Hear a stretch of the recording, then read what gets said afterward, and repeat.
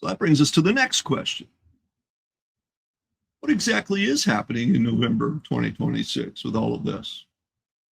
Well, from my reckoning, the reason this subject has attracted new attention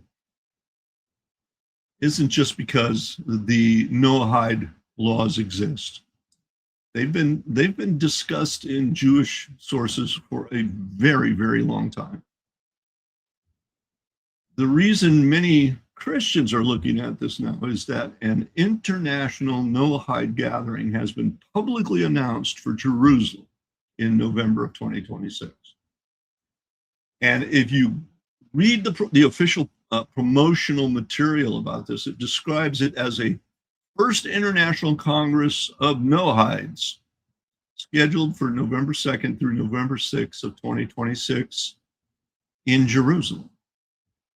It presents this gathering as an international event involving community leaders from 6 continents and frames it as a founding moment for a worldwide Noahide movement centered in Jerusalem. Now, that is enough, in my estimation, to raise some red flags and to make discerning prophecy students pause. Why, you may ask? Well, because first, the Bible consistently places Jerusalem at the center of God's prophetic program. Jerusalem is the city God chose. It is the city connected to Israel. It is connected to the temple. It is connected to the Messiah's rejection, his crucifixion, resurrection, and his return in the future kingdom. But this has definitely raised some questions and some very good points in prophecy circles. Some of those are these. They're concerned about this idea of formalizing a one world or global religion, because that's what they're seeing happening here. And I agree. This is an attempt to form a global religion. The Congress is seen in these Bible prophecy circles as establishing institutional structures, such as a charter, international courts with its main base in Jerusalem, and with regional councils on every continent, a financial system for a non-Christian Israel, Jerusalem centered ethical religious system for the Gentile nations. Now, critics argue, and I think with good reason, that this is creating the infrastructure that could easily expand beyond voluntary adherence. And then they point out the clear conflict with Christianity. You know, under a classical Noahide interpretation of the idolatry prohibition, worship of Jesus as God, as being divine, the whole idea of Trinitarianism is viewed as idolatry or polytheism. And some rabbinic sources and modern critics of the movement take pains to highlight the theoretical death penalty for idolatry. Can you guess what it is? That's right, decapitation. So these critics are rightly pointing out that this could lead to persecution or criminalization of Christian confession, and linking this whole thing to Revelation 20, verse 4, which is the beheading of those who refuse the mark of the beast system or other tribulation passages that relate to this. So clearly, when a movement focused on universal religious law begins organizing globally, with Jerusalem as its central point of identity, I think it's understandable that Christians who are discerning and study Bible prophecy would want to know more. What is going on here? That was the first thing, my first reaction when I heard about this conference. Known about the Noahide laws forever, but here's a group that's trying to organize this into a real thing. My dogs are protecting me. Apparently, my house is being attacked by pirates. So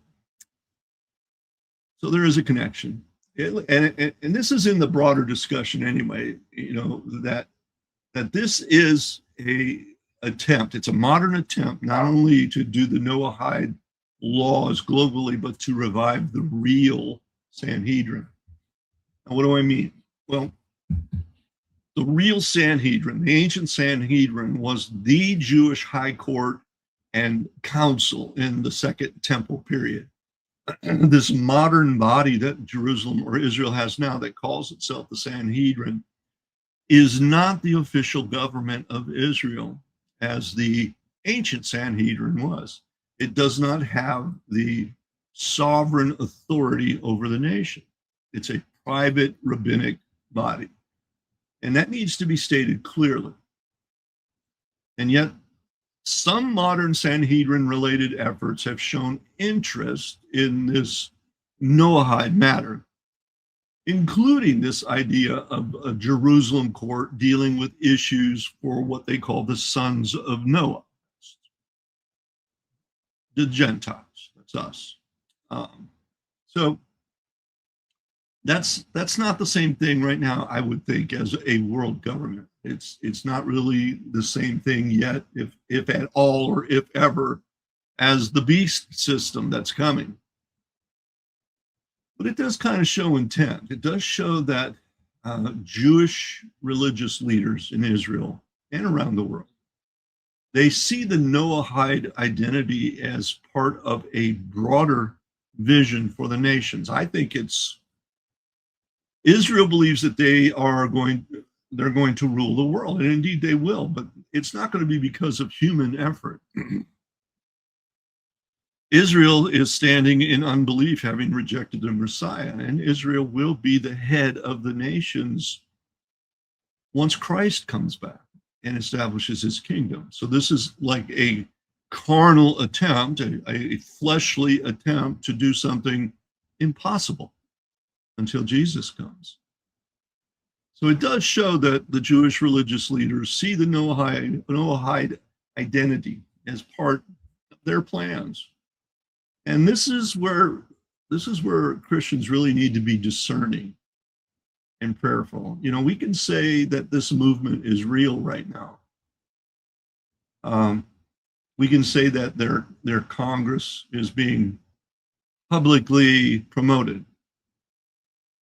We can say that, of course, that Jerusalem is prophetically important and significant. I think we can say that. We can say that I think it would be safe to say that this modern Sanhedrin's interest in the Noahide laws, Noahide matters, is worth noticing and keeping an eye on. I really do.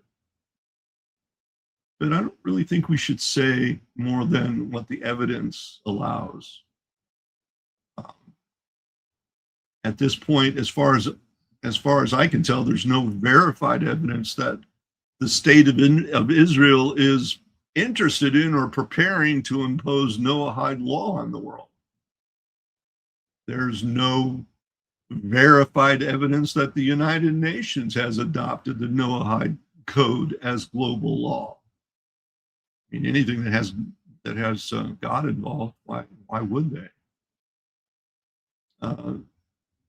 So I guess the question is to ask is could ideas move from a religious discussion into political influence over time? Oh yeah, because we see it all the time. We've seen it repeatedly in history.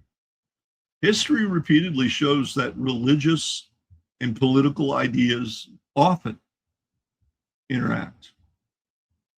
I think of the beast and the woman in scarlet riding the beast. There's a religious and political military power working in tandem in Revelation.